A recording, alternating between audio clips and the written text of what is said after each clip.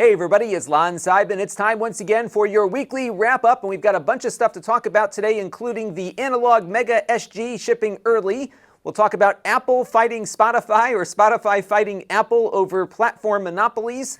The History of the Future giveaway. It's a great book by Blake Harris on virtual reality. I'm going to be giving away a copy of this great book for all of you, so details on that coming up. And we're also going to look at criticism in the digital age, about how to properly receive criticism and also perhaps how to provide criticism. We'll look at that in a little bit. We're also going to talk about the many VPN options that are out there for people these days. We covered one of those on a video last week, but I think there are more to talk about. And Android tablet and TV device stagnation. I got in the new developer kit for the Android TV platform, and I wanted to talk a little bit about what I am observing with this and other Android devices. Lots to talk about now, so let's get to it. Now, before we begin, I want to thank our newest supporters on the channel, including Robert Hausmann and Darun Albain, who contributed via our Super Chat. I want to thank both of them for their contributions this week, along with everyone who's been contributing on an ongoing basis, and all of you who watch on a regular basis too, because all of those things equal channel growth. So let's take a look at the week in review. I got a bunch of stuff up on the Extras channel this week, including 2 mini reviews, a mechanical number pad, along with an iPhone and Apple Watch charger. And then we have some unboxings, including the Android ADT2 developer kit and the Lenovo P10 that we reviewed last week. And on the main channel, we had 3 different items uploaded. The first was something you were all excited to hear about last week when I asked about it on the wrap-up, so I delivered this to you. This was how to set up a VPN server on a Raspberry Pi. It was very, very easy to do, and we'll talk a little bit more about what other options are out there in a few minutes. We also looked at that Lenovo P10 tablet that comes with a docking station that turns it into an Amazon Echo device, but it's an Android tablet when it's not docked. And we also looked at a new NDI video capture device called the Bird Dog Mini. This uses less compression in its video for bringing in stuff to your productions, whether it's a TriCaster or OBS or some other NDI-supported device. And I just love NDI, so the more opportunities I get to play with more equipment, I am always eager to do it. And this was a device that I bought for a specific purpose here on the channel, and it worked out pretty well. And you can see my full review linked down below in the master playlist. And now it's time for some things in the news that caught my eye, and of course this was something that was exciting to me. The Mega SG, which is analog Sega Genesis console, is shipping a little bit earlier. It wasn't supposed to arrive until April at some point, but it looks like March 25th is the big shipping date, and Metal Jesus Rock's got his already, which I am insanely jealous about. So hopefully mine will be here soon, and we'll have a review up as soon as I am able to get one and review it. I did pre-order mine a few months ago. What I'm excited about with this device is that Analog has had really a great track record so far in replicating retro consoles for HD televisions. They use FPGA chips, very similar to what we've seen on the Mister project we've been doing some live streams about, where you can replicate the hardware with hardware as opposed to having a software emulator, which means the latency is not as bad on these. In fact, there's pretty much no latency beyond what your display introduces. And it also allows you to integrate some of the hardware that was used with the original console. So as you can see here in the Metal Jesus Rocks photo, they've got the original Sega Genesis controller connectors, so you can use one of those 8-bit DOE controllers with a wireless adapter, or you can just plug in your original Sega controllers if you want. But the really cool thing is that it also works with the Sega CD. They have a connector on it just like the original console had, and you can slide it right into a Sega CD because they have replicated the entire hardware inside of that FPGA chip. So I'm very eager to try it out and see how it works, and as soon as I get mine, we'll get a review going, and hopefully it will be of interest to all of you because I'm a big Sega Genesis fan. And last week, Spotify filed a complaint with the European Commission against Apple, alleging that Apple is engaging in anti-competitive behavior in their App Store. Their main gripe is that if someone were to subscribe to Spotify through the app directly on an iOS device, whether it's an iPhone or an iPad, they have to pay Apple a 30% cut of that subscription every month. After a year, it becomes a 15% commission. And they're saying that's anti-competitive because Apple, who's selling their app and services through the same platform, doesn't have to pay themselves that 15 or 30% cut for people who subscribe directly through their platform. Apple responded very aggressively to this with the following statement. They said, let's be clear about what that means. Apple connects Spotify to our users.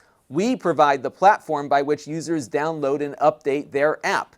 Apple says that they've had over 300 million Spotify downloads to date. We share critical software development tools to support Spotify's app building. And we built a secure payment system, no small undertaking, which allows users to have faith in in-app transactions. Spotify is asking to keep all of those benefits while also retaining 100% of the revenue.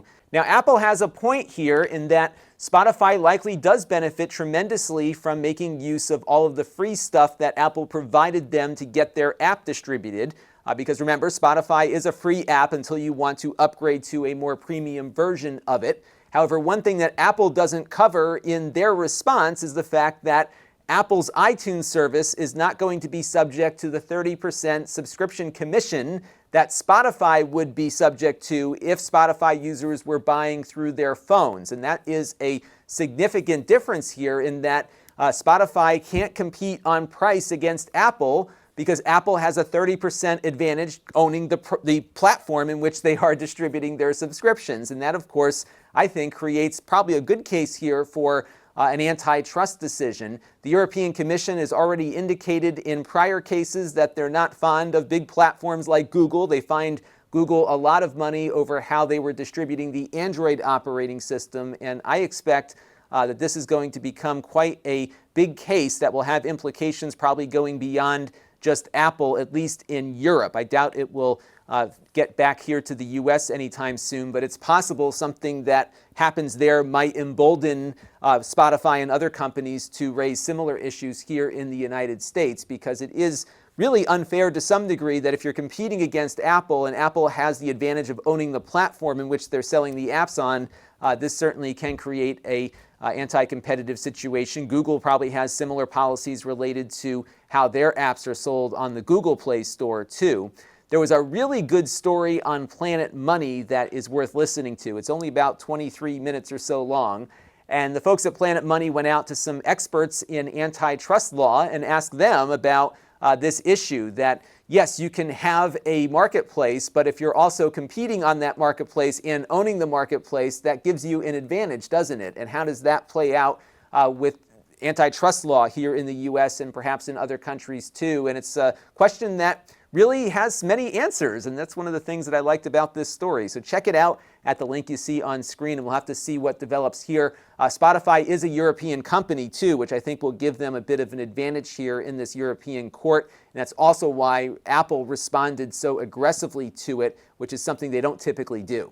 And now it's time for a couple of things that are on my mind, and this is week 107 of me doing this as a full-time occupation, and I've got a bunch of stuff that's going to take me out of the office this week, so I'm shooting the wrap-up a day early, and I also got a head start on some content last week to run this week, so I think we'll be okay from a content perspective, but I've got a couple of meetings to go to. I'm working on some stuff on my local school board, and I've got a dentist appointment that just takes me out of here. So hopefully we'll still have a good amount of content this week. You'll at least have 2 videos plus the wrap up and hopefully a third by the time I get through the week. Now, I wanted to do a giveaway for this book that I got from Blake Harris, who's the author of Console Wars, first of all, but this is the book about VR that he just published called The History of the Future.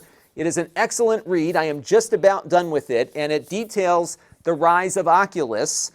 Blake had exclusive access to the company while they were growing, and after they got acquired by Facebook, then eventually Facebook kicked them out of the office, and he had to finish up the book by interviewing the subjects of the story after the fact. But it's a really great read, and I am giving away a copy of it. I ended up with 2 copies, so I am going to offer one to all of you. You can enter at Lon.TV/enter, and we will announce the winner next week here on the wrap-up. And I hope to, at some point in the near future, get Blake on for an interview, because when he published Console Wars about 4 years ago, he was gracious enough to come on this channel when I was very, very tiny to do an interview, and I hope to get him on again once his schedule permits to talk about VR. and what he learned through following Oculus in its early days. So this is good stuff. Oculus might be releasing a pair of new headsets in the coming weeks at GDC as well. So we're slowly seeing VR develop into something, and it was kind of fun to see just how blown away people were by it when they first started experiencing it, but it really hasn't captured consumers' minds just yet. But again, great story and well worth a read. Enter today and we'll announce the winner next week. And now it's time for a Q&A from you, the viewers, and I wanted to address this question that came in from One Man Show a little while back because it was relevant to a video I did just this past week. So One Man Show was responding to our coverage on The Verge and how The Verge had taken down some videos that they did not like, even though those videos were just being critical of some content that they had done. We did a lot on this over the last month or so, so I'll put some links in the master playlist down below to those discussions. And one of the things One Man Show wanted me to comment on was my take on responding to criticism as a public figure, especially in the digital age. And he noted that I got some criticism a little while ago because in one of my videos covering a voice assistant, I didn't block out the hey, you know what, when I was talking to a Google device, and it was setting off a bunch of viewers' things, and they were getting upset with me over it. And it was a valid piece of criticism, and I decided that in the future, I would do my best to block out the A word or the hey, you know what, moving forward so that we didn't upset the viewership and lose viewers as a result. And that's actually been a very valid and valuable piece of criticism because in responding to that, people actually have been writing in saying they appreciated the extra amount of effort that went into blocking the A word on the video, and that improved their image of the channel as a result. So that was an example of people offering some constructive criticism, some more constructive than others, that led itself to an improvement that I think benefited everybody else. And that's some ways in how I deal with criticism. One of the challenges I have is that it's hard to take being human out of the mix when people are criticizing you all the time.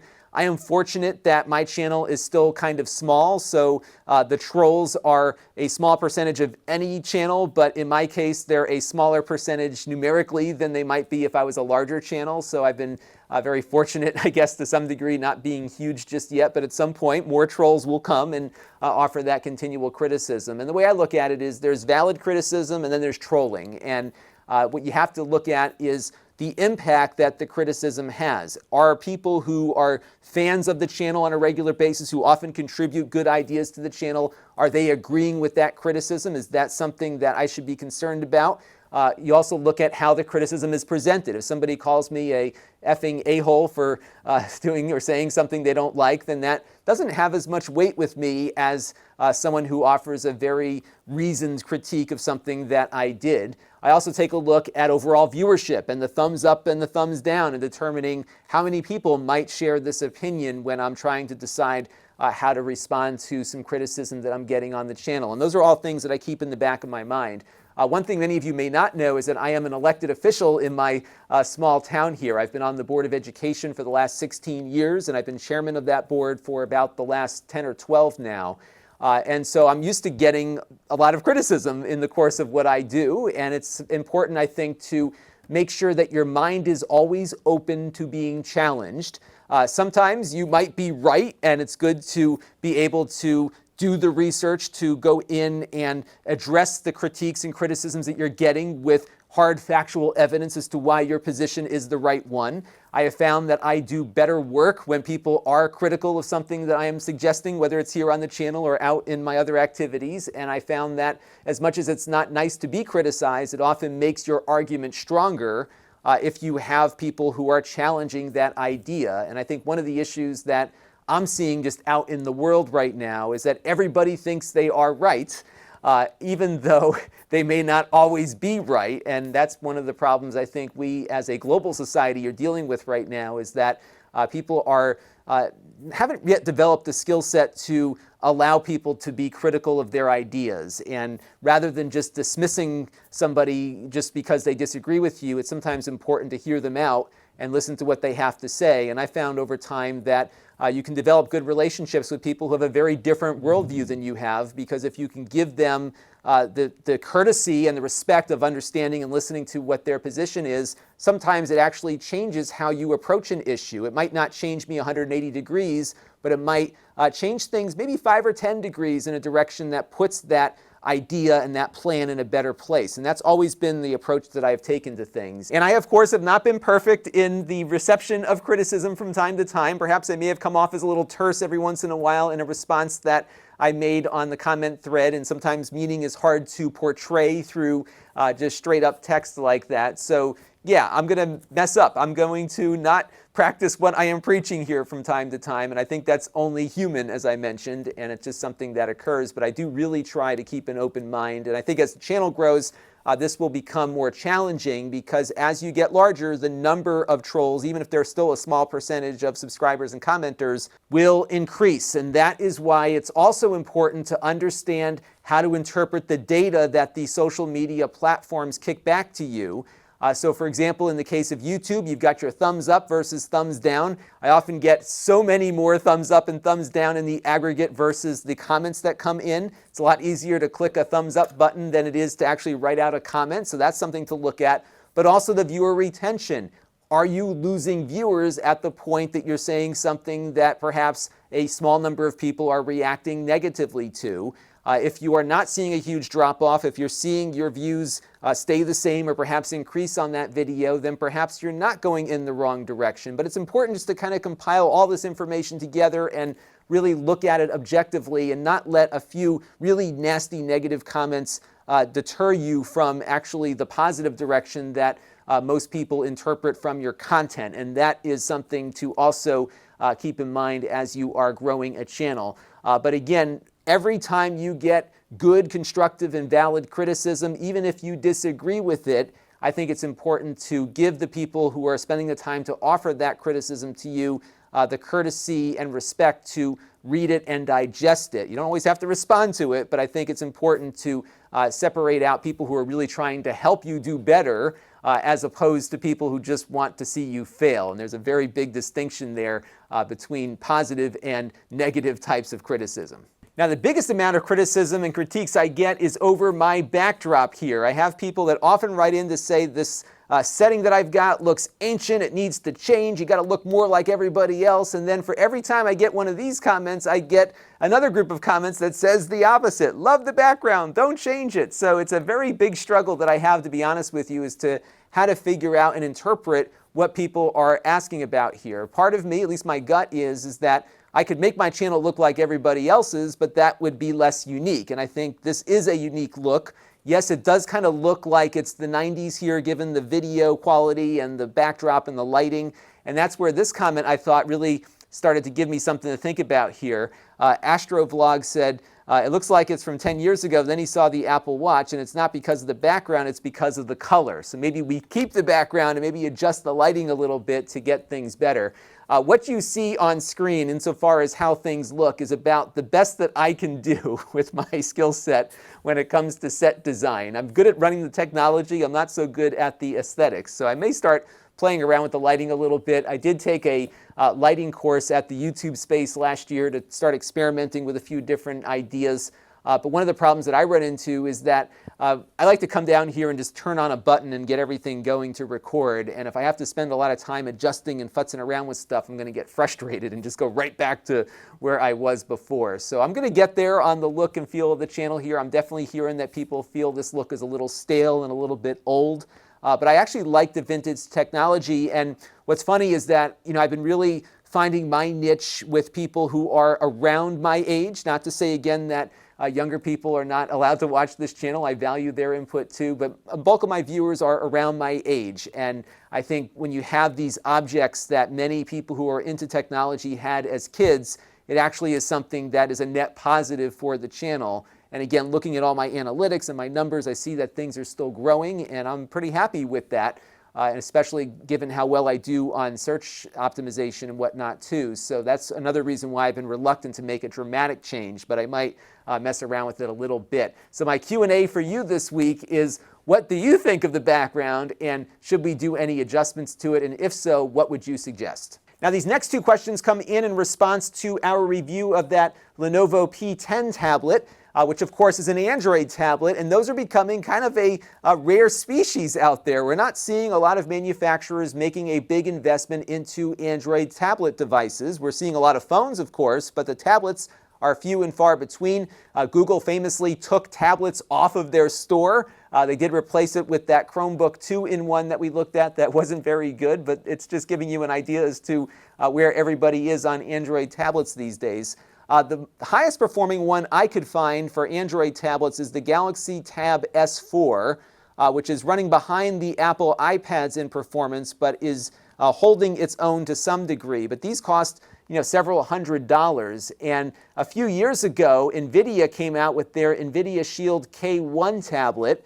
It was a really nice tablet. They don't make it anymore, unfortunately, but that one is much more powerful than many of the tablets that come in at that NVIDIA Shield price point. That Shield tablet cost $200 2 or 3 years ago when it came out, maybe 4 years ago now.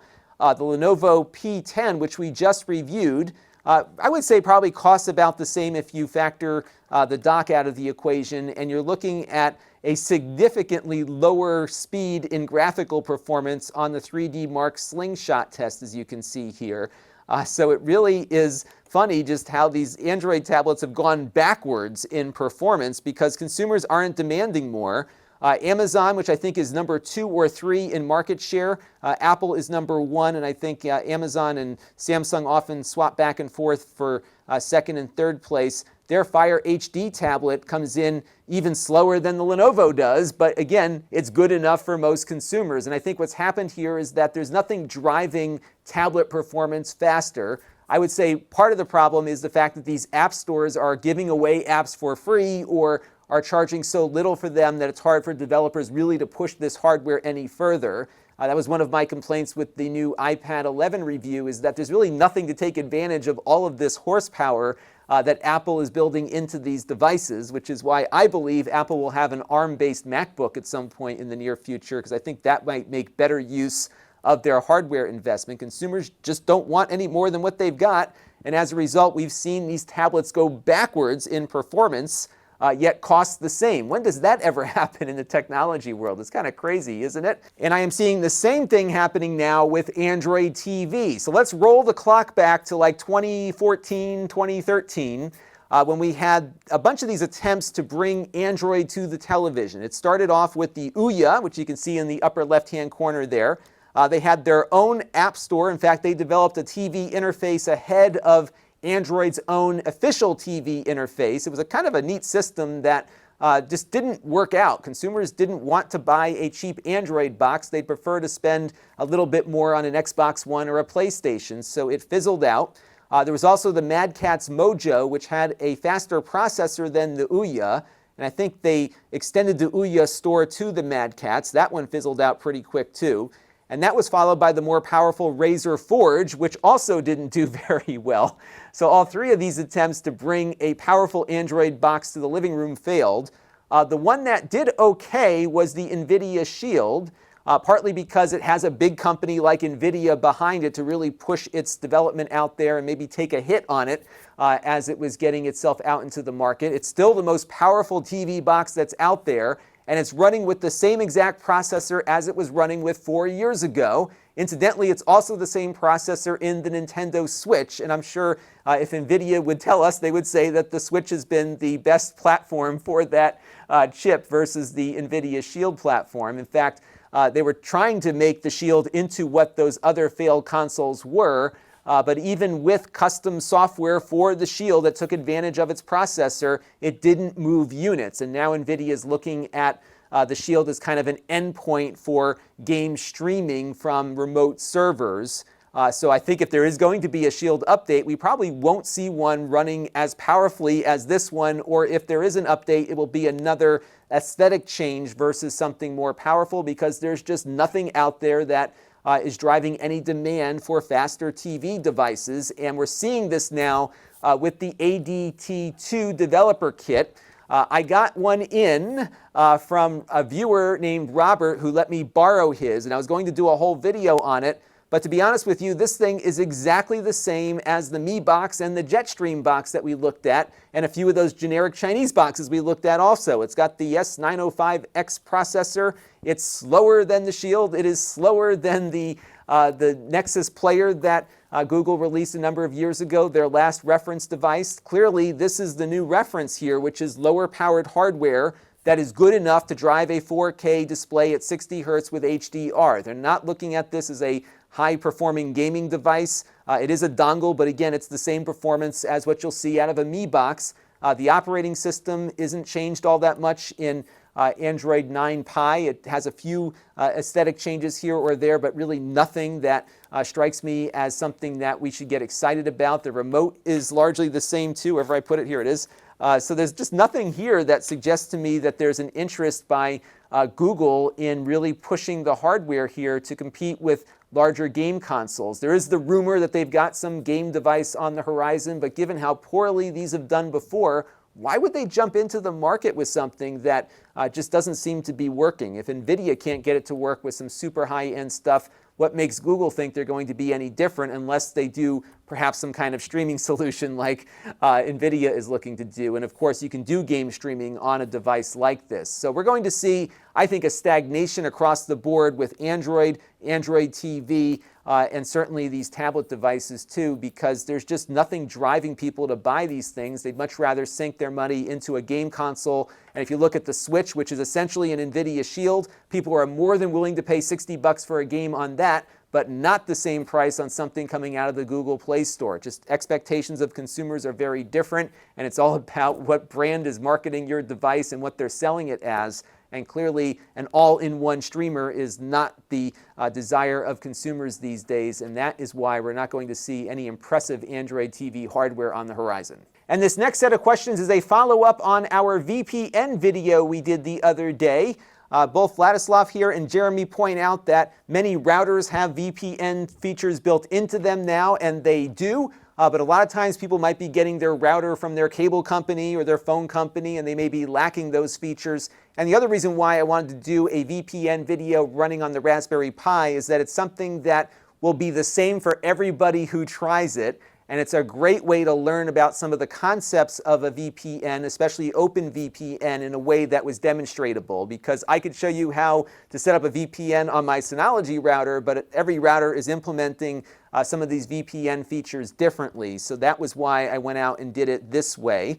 And so if you're looking to set up a VPN or learn about it, I think the Raspberry Pi is a great way to start. And if your router has it built in, great, give that a shot too, because you'll have very similar results. And for my pick of the week this week, we're going to be looking at a video that Leonard French put up on his channel the other day. Now, if you recall, about 3 weeks ago, we were talking about how the H3H3 copyright case was relevant to the Verge discussion we had related to their copyright takedowns. And I also mentioned about how influential that case will likely become, the H3H3 case, because it's one of the few pieces of actual legal precedent with a decision by a judge that is out there. And sure enough, Leonard French, the copyright attorney, has found a number of examples where that case is being used already in other lawsuits. So this is going to be a very important piece of legal precedence, and Leonard talks a little bit about that on his show, which you can find linked down there on screen. So this week on the channel, we've got a couple of things planned. I already shot this. We got in the 15-inch Yoga C630 Chromebook. I love my Chromebooks, and this is a nice big one, so we'll talk about that one and what it can and can't do. We'll also look and see if there's been any improvements to the Linux functionality on Chrome OS as well, because that one's powered by an Intel chip. We also are going to have a replay of a live stream that I did the other day, experimenting with a few things with the Mister. And I thank everyone who tuned in. We did have some technical issues for the first 45 minutes or so. The video will start actually after I resolve those issues. And what we'll be looking at in this Mister video is setting up some of the automatic updates. We're going to look at the scaler features and some of the filters that you can install. We're also going to install some arcade cores, which have a few more steps to them versus the computer and console cores. So you'll see all of that. in the video that we'll have up a little bit later. And it's been really fun doing live streams with this device because it is such a tinkering kind of thing and people enjoy watching that. So if you want to see more of the Mister, let me know what you would like to see and I'll try to do some more follow-ups on that. And I also want to get Smoke Monster on soon for an interview to talk more about this FPGA technology because I think it's going to be the next big thing in the emulation community if it's not already. I'm also hoping to get to that Dell monitor I referred to last week. It just didn't make the cut last week insofar as time, but I hope to get to it this week, so stay tuned for that. We haven't done a monitor review in a while. If you want to support the channel, you can. You can go to Lon.TV/support and make a monthly or a one-time contribution to the channel. We also have my other channels you can check me out on, including my Extras channel for supplementary content and unboxings. We have my podcast, which is an audio version of this show. We have the snippets, which are search-friendly versions of all the topics we cover here on this show.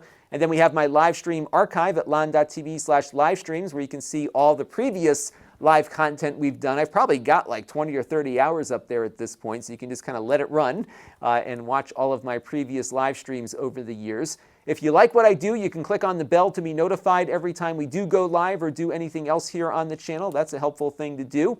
And we have other ways to engage with the channel, including my email list at Lon.TV/email. We have my Facebook page at Lon.TV/Facebook. We have my Facebook group at Lon.TV/Facebook group, where we're well over 600 people now, which is great. So sign up and chat with me and other viewers. And we have my store at Lon.TV/store. And I recently refreshed it onto a new platform, which offers, for me, more flexibility in setting shipping rates and all that kind of stuff. And what I sell on the store are things that I've previously reviewed here on the channel. And also starting this week, I'm putting up some tag sale items because we are doing a big purge of the house. My wife didn't even watch that Netflix show that everybody's watching. She just said, we got to get some junk out of this house. So we've got a dumpster pulled up here to start throwing things out. I've got things left over from like 2 moves ago that we've just never gotten to because we have this huge basement, but we're really finally getting rid of everything. So you'll be seeing a lot of odds and ends showing up on the tag sale portion of the Lon.TV/store. If you go to that link and it's not working, go to shop.lon.tv because you might be caching the old short URL for the other platforms. So just do that and you will be brought to the right place. And if you want to get notified every time we add something to the store, you can sign up for an email alert here. And I will send out an email every time we throw something new up there for you to take a look at. I probably won't be doing that with the tag sale items because there's going to be a lot of them, but a lot of the review items I will certainly notify you about as things go up. And that is going to do it for this week's weekly wrap-up. Thank you all for tuning in. We'll be back again later this week with more great stuff to look at, and we'll have another wrap-up, of course, next Monday. Until next time, this is Lon Seidman. Keep those thoughts coming, including your criticisms. Make them productive, though, and we'll keep going onward and upward through 2019. Lots more to see, and until next time, this is Lon Seidman. Thanks for watching. This channel is brought to you by the Lon.TV supporters, including gold-level supporters Chris Allegretta, the Four Guys with Quarters podcast, Tom Albrecht, and Kalyan Kumar. If you want to help the channel, you can by contributing as little as $1 a month.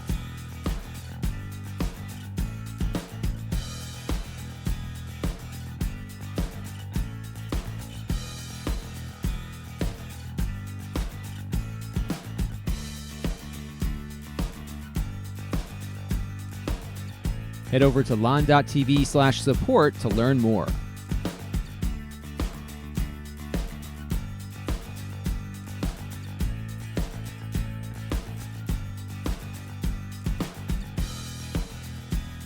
And don't forget to subscribe. Visit Lon.TV/s.